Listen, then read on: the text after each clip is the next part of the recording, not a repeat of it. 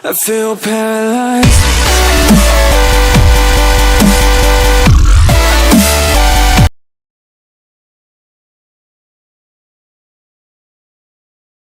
Mas Denta dan kawan-kawan di eGuru ID, saya diminta untuk berbagi informasi, berbagi pengalaman kepada Bapak Ibu semua tentang kurikulum. Dan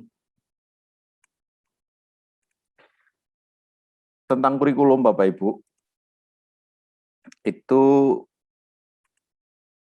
sesuatu yang kita dengar sehari-hari.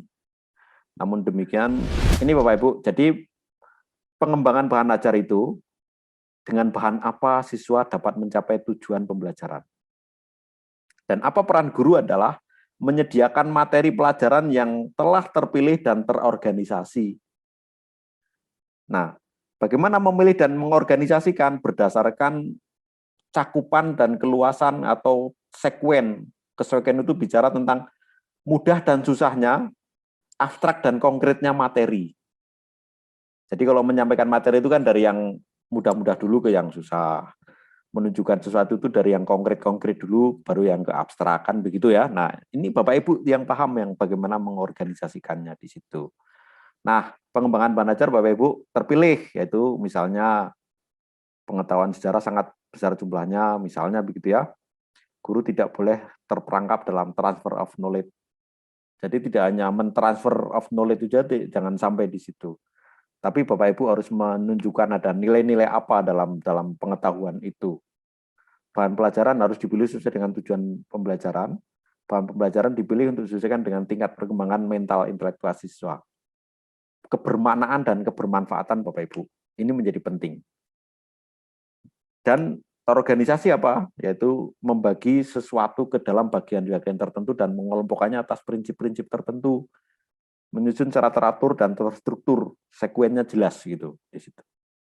Nah, ini Bapak Ibu, sebelum mengajar, saat mengajar, dan setelah mengajar, apa yang kita lakukan gitu. Sebelum mengajar, barangkali Bapak Ibu perlu memilih, menganalisis konten sebagai rencana. Nah, pada saat mengajar, proses, kurikulum sebagai proses, menjelaskan tujuan dan mengatur tugas-tugas untuk siswa. Dan setelah mengajar, kita memeriksa kembali pemahaman siswa, mengukur pemahaman siswa. Nah, di sini kurikulum, Bapak Ibu guru tugasnya adalah kurikulum sebagai rencana, yaitu sebelum mengajar, kurikulum sebagai proses, yaitu saat mengajar, dan kurikulum sebagai hasil, yaitu setelah mengajar. Ada yang dilakukan. Jadi, sebelum mengajar, Bapak Ibu memilih pendekatan, alokasi waktu dan ruang, struktur pembelajaran, bangkitkan motivasi.